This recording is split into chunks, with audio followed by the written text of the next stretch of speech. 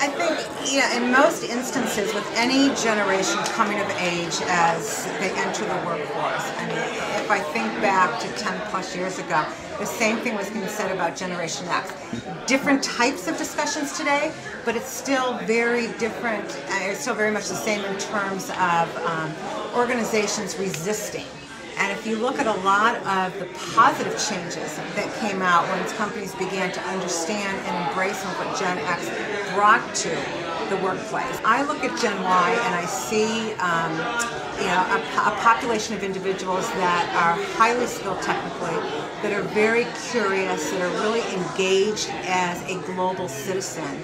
And as you look at the challenge that many companies are facing, how do you leverage that talent to learn from them? If you lean into it and you embrace it, how do you learn from them and find common ground? And I think that if you can do that, it just strengthens an organization and prepares them for greater success in the long run. I think the reality is millennials will work really hard and some of them will have the skills that I'm looking for. And if they do, then I need to adapt the environment of my company to meet their needs. It's a straightforward trade.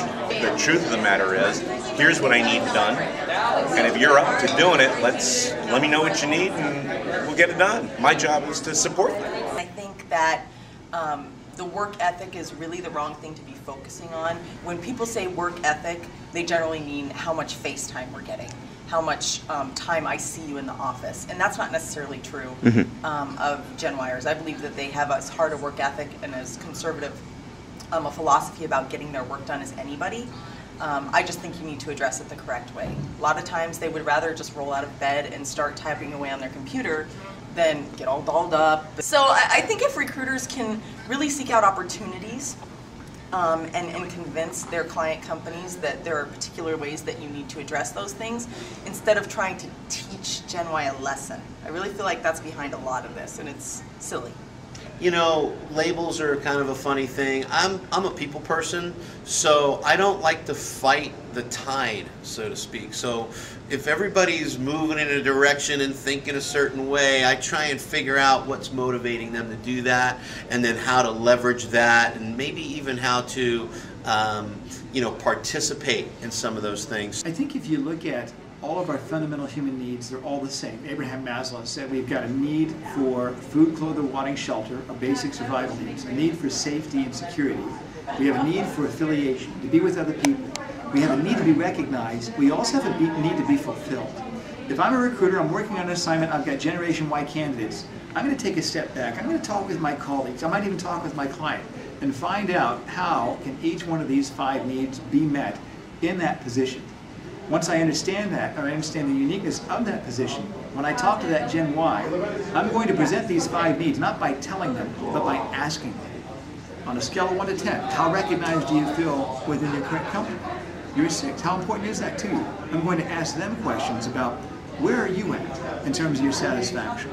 Where do you want to be in each of these areas? And then use my clients' opportunities where to show them that they can meet those needs. I think that part of the success that I've had in recruiting, in being able to relate to Gen Y, is that I'm using a tool that is second nature to them. Those tools that a lot of Gen Y like to surround themselves with are just they're a part of the way I like to recruit. They're part of the tools that I like to use every day. So naturally, I do connect a lot with Gen Y. I connect with that whole idea about what they're comfortable with and how they're extremely social. We're going to have to continue to hone that part of our recruiting expertise, because it's going to be a huge part of what we do for the next 5-10 years easily.